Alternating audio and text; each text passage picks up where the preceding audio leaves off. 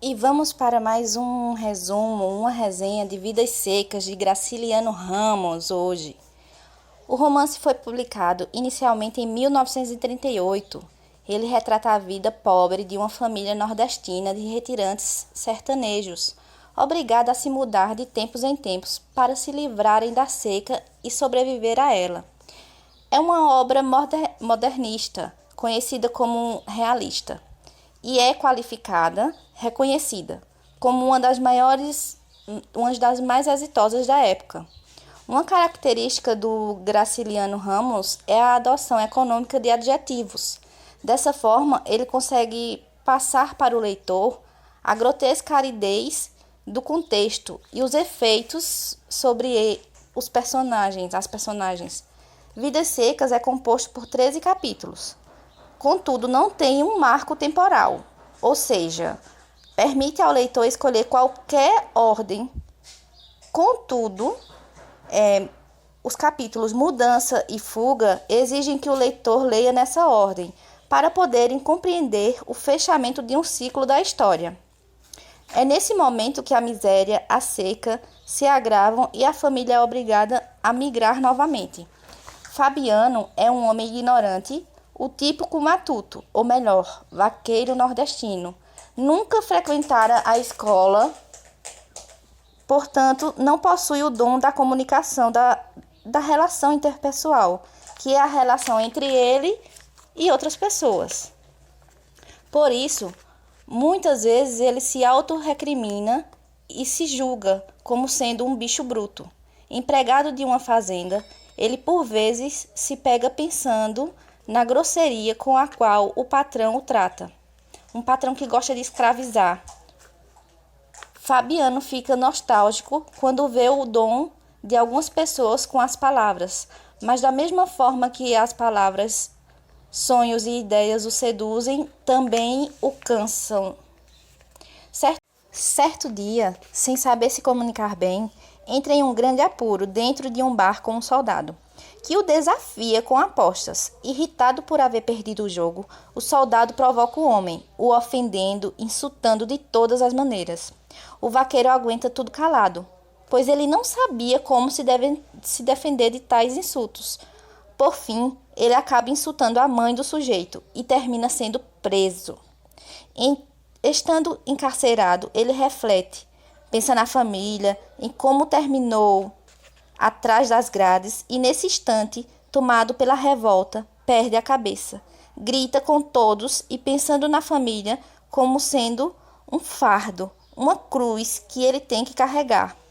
A esposa de Fabiano se chama Vitória, Sinhá Vitória. É uma mulher cheia de fé, garra e muito trabalhadora. Além de cuidar da família toda, consequentemente da casa, ajuda o marido em seu ofício também. Sabida, astuta, sabe fazer contas e sempre alertava Fabiano dos trapaceiros que tentavam tirar vantagem do homem.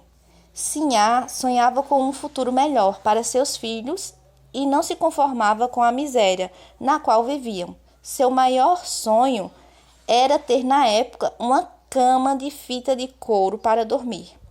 Nesse âmbito de miséria, e como toda criança, sem se darem conta do que acontecia em seu contexto, viviam os filhos do casal, 2 meninos.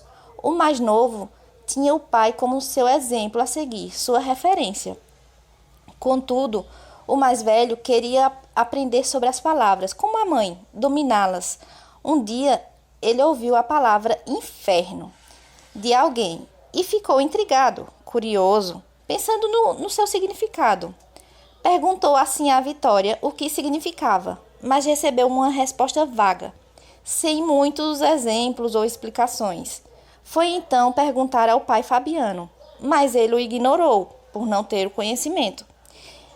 Instigado pela curiosidade, volta a perguntar à sua mãe. Dessa vez, ela fica brava com a insistência do menino e lhe dá um cascudo. Assim, sem ter ninguém para matar sua sede de conhecimento, o pequeno busca consolo em sua cadela baleia. Certo dia, a chuva brinda o sertão. Chega o inverno e todos ficam atentos as histórias contadas por Fabiano. Histórias que ele nunca vivera, coisas, ações que ele nunca tinha feito ou realizado. Em meio àquela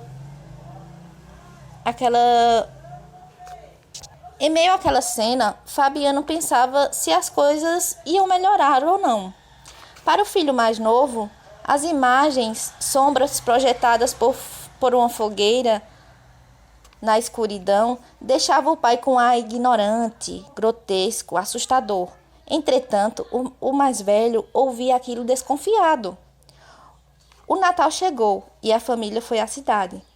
Fabiano então ficou bêbado e ficara brabo, valente. Pensava em dar o troco no soldado que lhe ofendeu tempos atrás, o qual lhe colocou na cadeia. Em determinado momento, cansado do seu teatrinho, ele faz de suas 2 mudas de roupa seu travesseiro e dorme lá no chão. Sim, a Vitória estava cansada de, além de cuidar de tudo, inclusive dos meninos e, por conseguinte, do marido bêbado, no estalo ela se enche de coragem para fazer o que há tempos tinha vontade.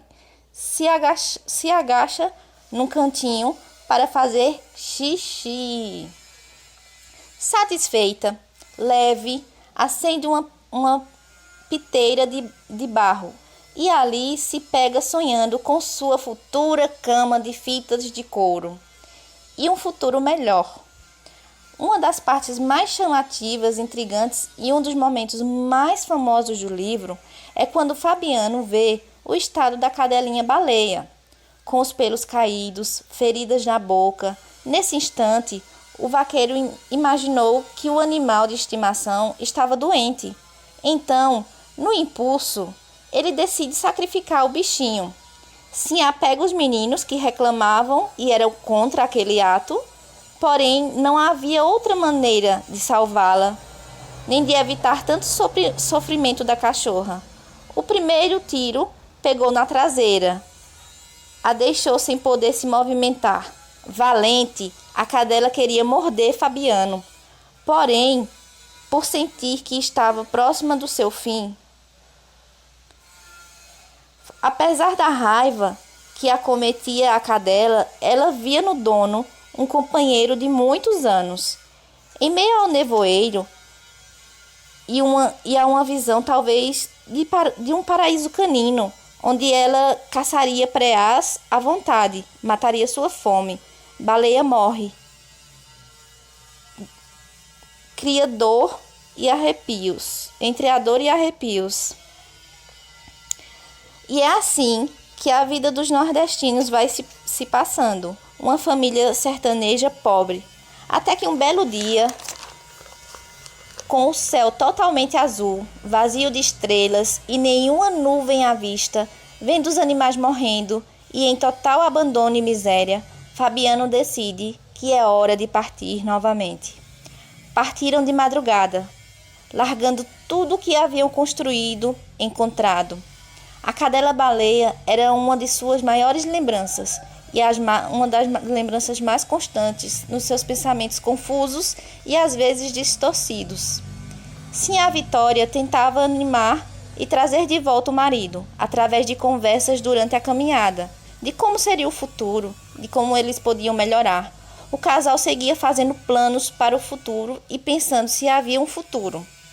Destino melhor para as crianças e para eles próprios. E é assim que a gente pode avaliar o livro Vidas Secas, de Graciliano Ramos. É um ótimo livro, uma ótima dica e é uma realidade ainda muito existente, infelizmente. É isso aí, pessoal. Raquel Emanuele, até a próxima. E deixem dicas de livros, dica de filmes, para fazer resenhas. Tchau!